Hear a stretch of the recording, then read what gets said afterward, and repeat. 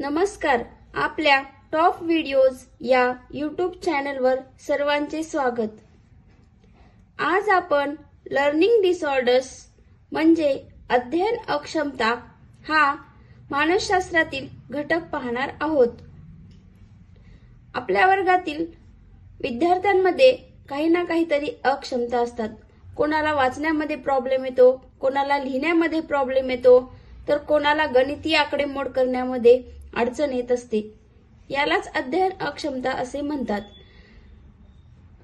अध्ययन अक्षमता हा विविध प्रकारच्या अक्षमतांचा समूह आहे, ज्यामध्ये मुख्यत्वे श्रवण, बोलणे, वाचन, लेखन, तर्कविचार व गणितीय क्षमता या विविध क्षमतांच्या संपादनात व त्याचा वापर करण्यास समस्या असतात. त्यांना अध्ययन अक्षम असे म्हणतात. Learning disabilities are a group of different types of disabilities in which there are mainly problems in the acquisition and use of various abilities such as listening, speaking, reading, writing, logical thinking and mathematical abilities. या learning disorders मध्ये वेगवेगळ्या प्रकारचे disorders आहेत. त्यामध्ये आपण प्रथम पाहूया dyslexia.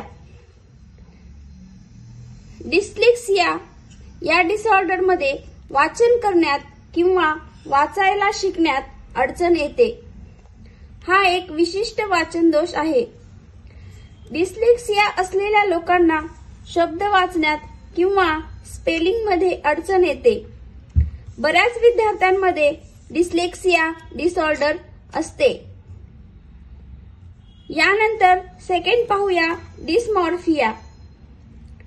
Dysmorphia या डिसऑर्डर मध्ये आकारात फरक करू शकत नाहीत. विद्यार्थ्यांना बऱ्याचदा आकारांमध्ये फरक करता येत नाही किंवा समजू शकत नाहीत. तसेच शारीरिक भ्रम तयार होत असतात. उदाहरणार्थ, कुत्रा आणि कोल्ह्यात फरक कळत नाही. यानंतर पाहूया थर्ड डिस्ग्राफिया. डिस्ग्राफिया या डिसऑर्डर मध्ये अक्षरलेखन, शब्दलेखन असे विशिष्ट लेखन दोष आढळतात. वळणदार अक्षर लिहिण्यात किंवा अक्षरांमधील अंतर ठेवण्यात किंवा अक्षरांचा आकार योग्य ठेवण्यात अडचण येते. उदाहरणार्थ, काही विद्यार्थी पी ला क्यू, सॉ ला वॉज किंवा डी ला डी असे लिहितात. Fourth number dyscalculia. डिस्कॅल्क्युलिया यामध्ये गणित शिकण्यात किंवा समजून घेण्यात अडचण येते. यामध्ये संख्या समजून घेणे, अंकगणित करणे आणि गणिती संकल्पना शिकण्यात समस्या येते. याला बोलण्याच्या भाषेत मॅथ डिस्लेक्सिया म्हणतात, पण ते एक वेगळे सिंड्रोम आहे.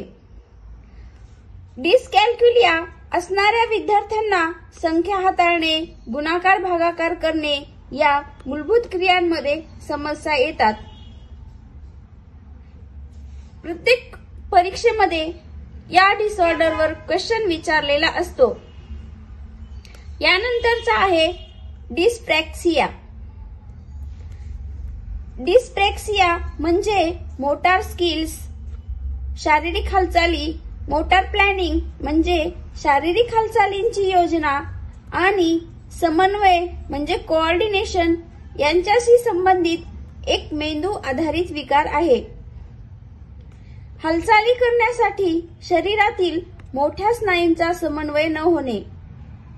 उदाहरणार्थ, हवेत टाकलेला चेंडू वारंवार झेलता न येणे.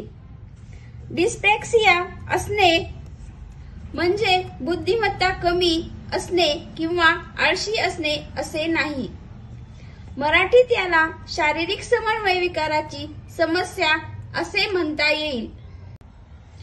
यानंतर डिस्फेसिया इम्पॉर्टंट आहे. यामध्ये भाषेशी संबंधित अक्षमता किंवा विकार असतात. बोलताना विचित्र शब्द वापरणे, बोललेले किंवा वाचलेले समजण्यात अडचण येणे, वाक्य तयार करताना अडचण येणे, उदाहरणार्थ क क क क किरण. यानंतर पाहूया 7th डिसऑर्डर ADHD म्हणजे attention deficit hyper activity disorder. ADHD म्हणजे मराठीत अवधान अस्थिरता आणि अतिक्रियाशीलता विकृती किंवा लक्ष केंद्रित न होण्याची समस्या आणि अतिक्रियाशीलता असेही म्हणतात. यामध्ये बालक हायपर ऍक्टिव्ह किंवा ओव्हरली असतो. यानंतर पाहूया डिस्थेमिया. यामध्ये डिप्रेसिव्ह डिसऑर्डर असू शकते. हा तणावासंबंधित विकार आहे. आपण या घटकामध्ये वेगवेगळ्या डिसऑर्डर म्हणजेच अध्ययन अक्षमता पाहिलेल्या आहेत. या घटकावर प्रत्येक वेळी प्रश्न विचारलेला असतो. यानंतरचा आणखी व्हिडिओ पाहण्यासाठी तुम्ही बेल आयकॉनवर क्लिक करू शकता. तसेच हा व्हिडिओ आवडला असेल तर लाईक, शेअर आणि सबस्क्राईब करा. धन्यवाद.